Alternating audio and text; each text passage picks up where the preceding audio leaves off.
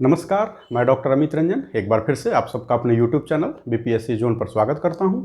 आज हम लोग जिस विषय पर चर्चा करने वाले हैं वह हाल फिलहाल के दिनों में फिलहाल 2 3 दिनों से काफ़ी चर्चित रहा है और वह है खेलों के सर्वोच्च अवार्ड खेल रत्न अवार्ड के नामकरण में परिवर्तन। पहले इसे राजीव गांधी खेल रत्न अवार्ड के नाम से जाना जाता था।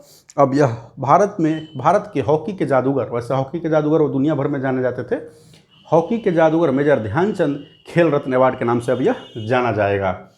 तो सबसे पहले हम लोग इसमें देखते हैं कि इसमें क्या मिलता है, इसका इतिहास क्या है और इसका चयन कैसे किया जाता है और इसे लेकर जो कुछ विवाद उठ रहे हैं, कुछ सवाल उठ रहे हैं, वह सवाल क्या हैं।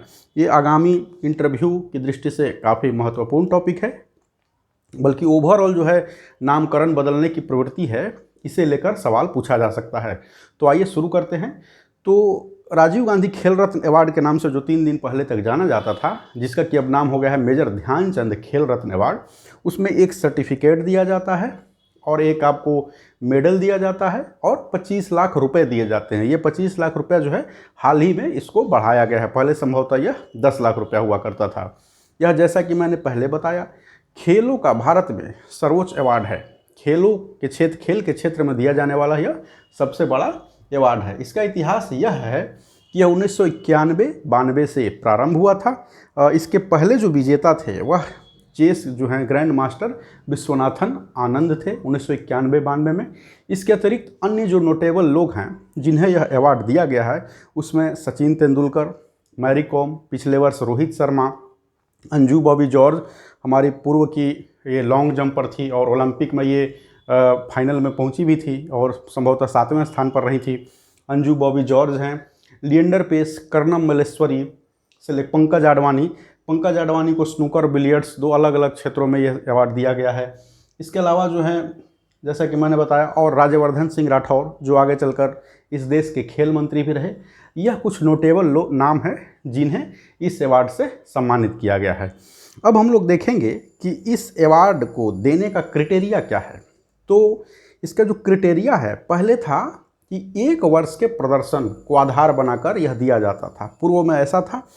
लेकिन 2014 में जो कमेटी थी जो कि हेड किया गया था कपिल देव जी के द्वारा, उसने यह ऐसा निर्णय दिया कि 1 साल नहीं, पिछले 4 वर्षों के खिलाड़ियों के खेल के प्रदर्शन को देखकर उसे आधार बनाकर जो है यह अवार्ड दिया जाए। यानी कि पिछले 4 साल के आपके प्रदर्शन, खिलाड़ी के प्रदर्शन को आधार बनाकर यह अवार्ड दिया जाता है। इसकी प्रक्रिया यह है कि हर खेल से जो है नाम दिए जाते हैं। उसके बाद वो नाम क्या होता है कि आपको साई में जाता है, नॉमिनेशन पहले होता है।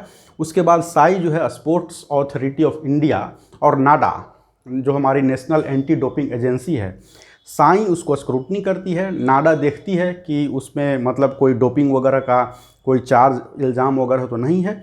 इसका एक नियम यह भी है कि अगर वह खिलाड़ी वाडा के द्वारा कभी भी प्रतिबंधित हुआ है, वाडा जो है वर्ल्ड एंटी डोपिंग एजेंसी, उसके द्वारा एंटी डोपिंग के लिए कभी भी प्रतिबंधित हुआ है, तो उसके नाम पर इस खेल रत्न अवार्ड के लिए विचार नहीं किया जाता है। तो सबसे पहले नॉमिनेशन होता है, साई और नाडा मिलकर उसका स्क्रूटनी करते हैं।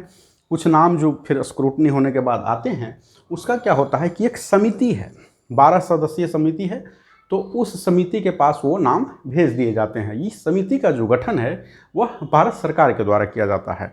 फिर वह समिति यह तय करती है कि यह अवार्ड जो है किसे दिया जाना चाहिए और किसे नहीं दिया जाना चाहिए। तो यह रहा इसका क्राइटेरिया। अब हम लोग इसके सबसे महत्वपूर्ण क्षेत्र पर जाते हैं कि यह जो नामकरण में परिवर्तन हुआ, राजीव गांधी खेल रत्न अवार्ड से इसको जो मेजर ध्यानचंद खेल रत्न अवार्ड किया गया, तो इसे लेकर कुछ सवाल भी उठ रहे हैं, कुछ विवाद भी उठ रहे हैं। वो सवाल क्या हैं और कहाँ तक जायज़ हैं। तो पहला सवाल तो यह उठ रहा है कि यह नाम परिवर्तन की ज़रूरत क्या थी। हॉकी टीम जिस दिन जीती, प्रधानमंत्री श्री नरेंद्र मोदी जी ने यह ऐलान कर दिया। तो सवाल उठता है कि यह नाम परिवर्तन की ज़रूरत क्या थी, ज़रूरत थी क्या ऐसा करने की कि नाम इसको बदल दिया जाए। क्योंकि मेजर ध्यानचंद के नाम पर पहले से ही एक अवार्ड दिया जा रहा है, सन 2002 से वह अवार्ड दिया जा रहा है। तो ये एक नया जो अवार्ड है, ये अवार्ड तो पुराना है, ये नए नामकरण की ज़रूरत क्या थी। पीएम मोदी जी का कहना है कि आम जनता की मांग पर उन्होंने ऐसा किया है। इसके प्रतिपक्ष में यह कहा जा रहा है और यह बहुत ही स्ट्रॉन्ग तर्क है कि आम जनता की मांग, जनता ने आपसे यह मांग कब कर दी, कैसे कर दी, कब कर दी, ठीक है। क्योंकि जनता की यह मांग थी कि उनके नाम पर, जनता यह नहीं कह रही थी कि सबसे बड़ा खेल अवार्ड जो है वह मेजर ध्यानचंद के नाम पर हो, बल्कि मेजर ध्यानचंद के लिए जनता मांग कर रही थी भारत रत्न की, न कि नाम परिवर्तन की। भारत रत्न की मांग कर रही थी, जबकि पीएम महोदय का कहना है कि जनता की मांग पर उन्होंने किया। यह जो आता है कि ज़रूरत क्या थी, सन 2002 से ही अवार्ड दिया जा रहा है ध्यानचंद के नाम पर एक अलग सा, तो एक अवार्ड जो है, एक व्यक्ति के नाम पर एक से अधिक अवार्ड हो सकते हैं, इसका जवाब यह है। अगला यह किया जा रहा है, तर्क यह दिया जा रहा है, इससे जुड़ा यह विवाद है कि सरकार का यह कहना है कि जो अवार्ड हैं या जो भी कुछ विशेषज्ञ हैं जो इस नाम परिवर्तन को सही ठहरा रहे हैं, जायज़ ठहरा रहे हैं, उनका यह कहना है कि खिलाड़ियों को दिए जाने वाले अवार्ड या खेल से जुड़े हुए जो चीज़ हैं, ठीक है, उसका नाम क्या हो, खिलाड़ियों के नाम पर ही हो, तो यह ज़्यादा बेहतर होता है। राजीव गांधी कौन सा खेल खेलते थे, ये उनका तर्क है, मैं मेरी अपनी तरफ से कुछ नहीं है, मैं बस तैयारी के दृष्टि से इसको कर रहा हूँ कि राजीव गांधी भैया ऐसा कौन सा खेल खेलते थे, किस खेल में वो नेशनल चैंपियन थे। तो खिलाड़ियों को दिए जाने वाले जो अवार्ड हैं और इस तरह से सम्मान हैं, स्टेडियम वगैरह है, तो वो खिलाड़ियों के नाम पर ही, पूर्व के खिलाड़ियों के नाम पर हो, यह तर्क दिया जा रहा है। इसी तर्क के प्रतिपक्ष में जो हैं, प्रतिपक्षी यह कह रहे हैं कि अगर ऐसा है, इस तर्क के आधार पर अगर इसका नाम बदला गया, तो हाल ही फिलहाल में दुनिया का सबसे बड़ा स्टेडियम जो अहमदाबाद में बना है, उसका नाम जो है क्या मोदी जी के नाम पर क्यों रखा गया, जबकि गुजरात में जो हैं एक से बढ़कर एक खिलाड़ी थे, उनके नाम पर रखा जाता। यूसुफ पठान, इरफान पठान को अगर छोड़ भी दिया जाए तो वहाँ से नारी कॉन्ट्रैक्टर, आपको दिलीप जो हैं, दिलीप सिंह जी, रणजीत सिंह जी जो हैं, ये सब जो हैं गुजरात के ही खिलाड़ी थे, उनके नाम पर रखा जाना चाहिए था। लेकिन उसका नाम क्या रखा गया भैया, अहमदाबाद वाले स्टेडियम का नरेंद्र मोदी स्टेडियम। तो उनका कहना है कि आपका यह तर्क भी गलत है कि जो है आपने ये जो किया है वो बदले की भावना से नहीं किया है।